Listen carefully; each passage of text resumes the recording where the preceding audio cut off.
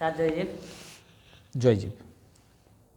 Sir ଗତ ଅଧ୍ୟାୟରେ ଆପଣ 18 নম্বର ସୂତ୍ର ବିଷୟରେ ଆଲୋଚନା କରୁଥିଲେ, ଅସମ୍ପ୍ରଜ୍ଞାତ ସମାଧି ବିଷୟରେ। ଆଜି ସାର୍ 19 নম্বର ସୂତ୍ର କ'ଣ ଅଛି ସେ ବିଷୟରେ ଟିକେ ସାର୍ ଆଲୋଚନା କରନ୍ତୁ। ସପ୍ରେମୀ ଜୟଜୀବ ସଦ୍ଗୁରୁଦେବ ସିଂହମୁନିଜୀ ମହାରାଜ।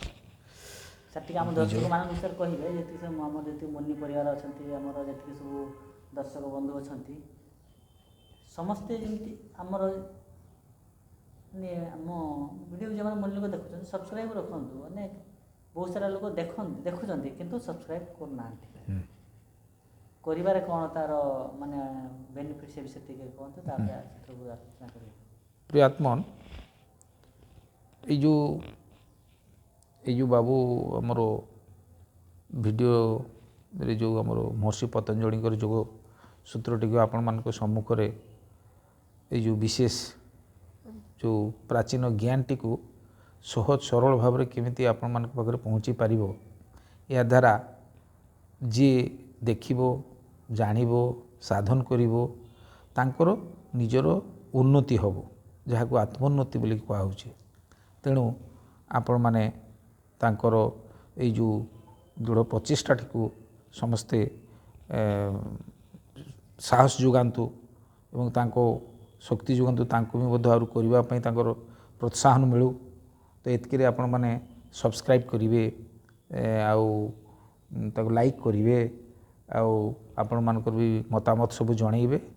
ବିଶେଷ କରିକି ସବସ୍କ୍ରାଇବ୍ ଆଉ ଲାଇକ୍ କଲେ ସେ ବାବୁଙ୍କର ଯେଉଁ ଏଭଳି ଶ୍ରମଟା ସାର୍ଥକ ହେବ। ତେଣୁ ଆପଣମାନେ ଆପଣମାନଙ୍କର ନିଜସ୍ୱ ସ୍ୱଇଚ୍ଛାରେ ସେ ପିଲାଟିକୁ ଆପଣମାନେ ତାଙ୍କର ଚେଷ୍ଟାକୁ ସାଫଲ୍ୟମଣ୍ଡିତ କରିବା ପାଇଁ ଆପଣମାନେ ସାହାଯ୍ୟ କରନ୍ତୁ। ଆଜି ସେ ବି ମଧ୍ୟ ତା'ର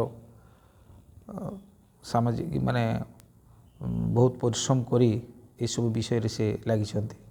ଇଏ ବି ଏକ ଏଥିରେ ବି ମଧ୍ୟ ତାଙ୍କର ଜନସେବା ହେଇପାରୁଛି। କାହିଁକି ସବୁଠାରୁ ବଡ଼ ଦାନ ହେଉଛି ଜ୍ଞାନ ଦାନ।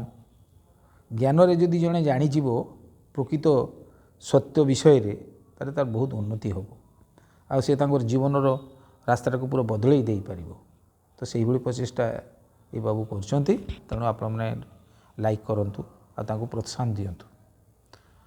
ତ ପ୍ରିୟ ଆତ୍ମନ, ଆମର ଗତ ଥର ଆମର ଆଲୋଚନା ହେଇଥିଲା, କରିଥିଲୁ ଯେଉଁ 18 নম্বର ସୂତ୍ର ଅସମ୍ପ୍ରଜ୍ଞାତ ସମାଧି ବିଷୟରେ ଆପଣମାନଙ୍କ ସମ୍ମୁଖରେ ତା'ର ବିସ୍ତୃତ ବିଚାର ଆମେ ରଖିଥିଲୁ।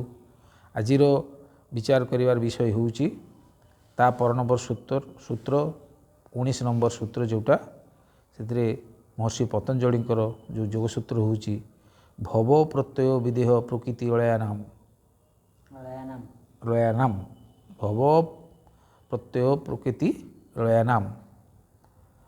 ଅର୍ଥାତ୍ ଏଇ ଯେଉଁ 19 নম্বର ସୂତ୍ରଟି ହେଉଛି ଯେ ମହର୍ଷି ପତଞ୍ଜଳି କହୁଛନ୍ତି ଯେ ସମାଧି ଦୁଇ ପ୍ରକାର ଆଲୋଚନା କରିଥିଲେ। ଆଉ ଏକ ଆଜି ଯେଉଁ ସମାଧିର ଯେଉଁ ଆଲୋଚନା କରୁଛନ୍ତି ତାହା ହେଉଛି ଜଡ଼ ସମାଧି ବିଷୟରେ ଆଲୋଚନା କରୁଛନ୍ତି, ଯେଉଁଟା 19 নম্বର ସୂତ୍ର ଭବ ପ୍ରତ୍ୟୟ ବିଦେହ ପ୍ରକୃତି ଲୟାନାମ। ଏଇଟା ଯେଉଁ 19 নম্বର ସୂତ୍ର। ଏଇଠି କହିବାର ଉଦ୍ଦେଶ୍ୟ ହେଉଛି ଭବ ଅର୍ଥାତ୍ ଜଡ଼ତ୍ୱ, ବିଦେହ ଅର୍ଥାତ୍ ବେହୋସି ହେବା, ଦେହଜ୍ଞାନ ନ ରହିବା, ଆଉ ଅଚେତନ ହେବା, ସଂଜ୍ଞାହୀନ ହେବା, ଇଏ ହେଉଛି ବିଦେହ। ଯେଉଁଟାକି ଭବ, ଯେଉଁଟାକି ଆମର ପ୍ରକୃତି ଲୟା ନାମ ରଖିଲା, ଏଇଟା ହେଉଛି ସେଇ ଯେଉଁ ଜଡ଼ ସମାଧି, ଜଡ଼ ସମାଧି ବିଷୟରେ କହୁଛନ୍ତି। ତ ଏଇ ଯେଉଁ ଜଡ଼ ସମାଧି ଅର୍ଥାତ୍ ଯେଉଁ ଜଡ଼ତ୍ୱ ପ୍ରାପ୍ତ କରିବା, ଆଉ ଦେହ ଜ୍ଞାନ ସଜ୍ଞାନ ରହିବ ନାହିଁ, ଅଚେତନ ହୋଇ ପଡ଼ି ରହିବା, ଇତ୍ୟାଦି ଇତ୍ୟାଦି, ଏଇ ଯେଉଁ ଭଳି ଯେଉଁମାନେ ସମାଧି ଲଗାଉଛନ୍ତି ସେ ସମାଧି ବିଷୟରେ ମହର୍ଷି ପତଞ୍ଜଳି କହୁଛନ୍ତି ପ୍ରକୃତ ସବୁଠାରୁ ବଡ଼ ସମାଧି ଦୁଇ ପ୍ରକାର। ଗୋଟେ ହେଉଛି ସମ୍ପ୍ରଜ୍ଞାତ ସମାଧି, ଆଉ ଏକ ପ୍ରକାର ହେଉଛି ଅସମ୍ପ୍ରଜ୍ଞାତ ସମାଧି। ଇଏ ଦୁଇଟି ହେଉଛୁ ସବୁଠାରୁ ଉଚ୍ଚ ସ୍ତରର ସମାଧି। କିନ୍ତୁ ଜଡ଼ ସମାଧି ବିଷୟରେ ଯେଉଁମାନଙ୍କର ଜ୍ଞାନ ନାହିଁ ପ୍ରକୃତରେ, ସେମାନେ ଜଡ଼ ସମାଧି ଲଗାନ୍ତି। जोड़ समाधि जो मन ज्ञान ना अर्थात ये कहबार उद्देश्यटा हूँ जो संसार रे दुईटी पदार्थ दी भाग भाग कर संसार रे जेते आम देखुचु जेते प्रकार विषय वस्तु देखुचु ताकू जो दुई भाग करवा ताले गोटे हूँ जड़ गोटे हूँ चेतन चेतन स्तर रे मनुष्य आसीबो एवं अन्यान्य प्राणी माने आसीबो तो प्राणी मान को छाड़ू मनुष्य ही आसीबो आ जड़ कहले सारा संसार आसीबो अर्थात चेतनर सबुठारु बड़ गुण हूँ निजकू जाने अन्न मान को जाने आउ जड़र गुण हूँ से निजकू जाने नहीं अन्न मान को जाने नहीं से जड़त्व तार कौन ज्ञान न थाए तो प्रिय आत्मन कहबार उद्देश्य हूँ जो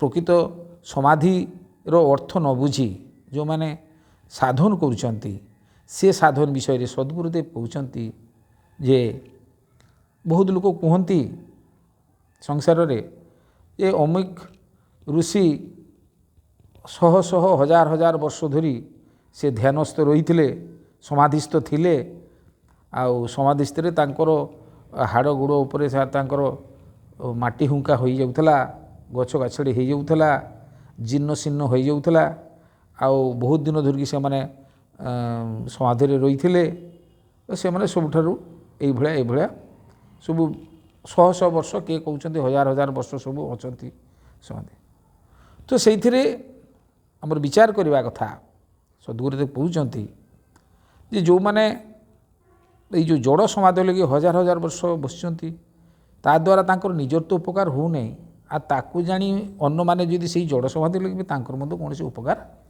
हम ना तांकर मध्य कौन उपकार हम ना चेतनर सबुठारु बड़ गुण हूँ चेतनता रहा चेतनर अति चेतन अवस्था को जीव से जड़ कहीं हवाक जीव जड़ कहीं हवाक जीव तो ये जो समाधिर जो ज्ञान न थी जो मैंने साधन कर संगाई नहीं पढ़ुंट एक व्यक्ति आम सद्गुरुदेव पाखक आसी एवं आसी से तांकर समाधि विषय कहले मु 40 दिन धरी समाधि रे थिली तो सद्गुरुदेव बहुत खुशी हेले बोले जाऊ तुम 40 दिन समाधि रे थिलो और 40 दिन समाधि रे कौन देखिल से बदल कहले मु कौन देखी मु तो बेहोश थी मु अचेतन हेली मु तो किसी देखी नहीं तो सद्गुरुदेव ताहले 40 दिन बेकार बेकारटारे 40 दिन बेकार हो गल 40 दिन देखिए तुम पड़ी रही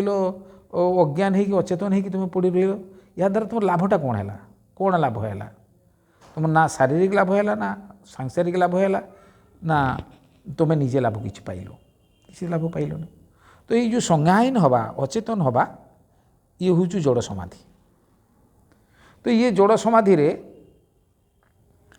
ये जड़ समाधि द्वारा कौन सी व्यक्ति कौन सी साधकर कौन सी प्रकार लाभ हम ना लाभ हो भी ना या द्वारा तो ये जो भव अर्थात जो जड़ विदेह अर्थात देह ज्ञान न रहिबा आउ प्रकृति जो लय जो पड़ी रहिबा प्रकृति स्थित होगी पड़ी रहिबा ये एक जड़ समाधि बोली कहुँ जड़ समाधि कहुँ तो जड़ समाधि सद्गुरुदेव कहते कहीं जब जड़ समाधि लगेवाई साधन न करंतु या द्वारा ताको निजर लाभ हम ना अन्न मानकर लाभ भी हम ना चेतन चेतन जो प्रकृत समाधि हूँ जे निजर प्रकृत समाधि अर्थ हूँ जे चेतन प्राणी से चेतन रु अति चेतन अवस्था को जीव चेतनता लाभ कर यह द्वारा से अतिरिक्त अति चेतनतार जो लाभ कले निजर भी उपकार कर समाज भी उपकार कर तो संसार में आसवा तांकर सार्थकता से पाइबे या द्वारा कहीं आउ जड़ समाधि लगई व्यक्ति बारंबार बारंबार से श्रीहीन हेब बेउस हम अचेतन श्रद्धाहीन हम तांकर शारीरिक माने शारीरिक स्थितिटा भी भल रहिबो नाही तार मानसिक स्थिति भी भल रहिबो नाही लोके विश्राम नवा पई 8 ଘଣ୍ଟା ପରିଶ୍ରମ କରନ୍ତି ବିଶ୍ରାମ ନେବା ପାଇଁ ଆଉ 8 ଘଣ୍ଟା ଶୁଅନ୍ତି। ଇଏ 40 ଦିନ 50 ଦିନ ମାସ ବର୍ଷ ବେଶୀ ହୋଇକି ପଡ଼ି ରହିକି ସିଏ ବା କ'ଣ ପାଇବେ ଲାଭ? ସିଏ ବା କ'ଣ ପାଇବେ? ଏଇଟା ସବୁ ହ୍ରାସ ହେଇଯିବ, ସେଟା କିଛି ରହିବ ନାହିଁ। ସେ ମନୁଷ୍ୟ ଭିତରେ ମନୁଷ୍ୟ ସ୍ତରକୁ ରହିବନି, ସେ ଜଡ଼ତ୍ୱ ପ୍ରାପ୍ତି ହେଇଯିବ। ଜଡ଼ତ୍ୱ ପ୍ରାପ୍ତି ଯେମିତି ସାରା ସଂସାରରେ ଯେଉଁ ଜଡ଼ ଚେତନର ଯେଉଁ ଭାଗ କରି କହିଲେ, ଚେତନ କାହିଁକି ଜଡ଼ ହେବାକୁ ଯିବ? ଚେତନ କାହିଁକି ଜଡ଼ ହେବାକୁ ଯିବ? ଆଉ ଜଡ଼ ଦ୍ୱାରା ତାଙ୍କର ଲାଭଟା ବି କ'ଣ ହେବ? ଏହାଦ୍ୱାରା କାହାର କିଛି ଲାଭ ହେବ ନାହିଁ। ତେଣୁ ଇଏ ସବୁଠାରୁ ନିମ୍ନ ସ୍ତରର ସମାଧି, ଅର୍ଥାତ୍ ଇଏ ପ୍ରକୃତ ସମାଧିର ଜ୍ଞାନ ନୁହଁ, ସମାଧି ନୁହେଁ, ସେ ଜଡ଼ତ୍ୱ ପ୍ରାପ୍ତି କରିବ। ସୁପର ଚେତନ ହେବ, ଇନ୍ଦ୍ରିୟରୁ ଅତି ଇନ୍ଦ୍ରିୟ ଅବସ୍ଥାକୁ ଯିବା, ଅତି ଇନ୍ଦ୍ରିୟ ପ୍ରାପ୍ତ କରିବା, ତୁରୀୟ ଅବସ୍ଥା ପ୍ରାପ୍ତ କରିବା, ସବୁଠାରୁ ଶ୍ରେଷ୍ଠ ଅବସ୍ଥା ପ୍ରାପ୍ତ କରିବା। ପ୍ରକୃତ ସମାଧିରେ ମନୁଷ୍ୟର କିଭଳି ତାଙ୍କର ଚେତନତା, ତାଙ୍କର ଜ୍ଞାନ କିପରି ତାଙ୍କର ସାଂସାରିକ ସ୍ଥିତି ରହିବ, ସେ ବିଷୟରେ ଆଗ ସୂତ୍ର 20 ନମ୍ବର ସୂତ୍ରରେ ଆମେ ଆଲୋଚନା କରିବା।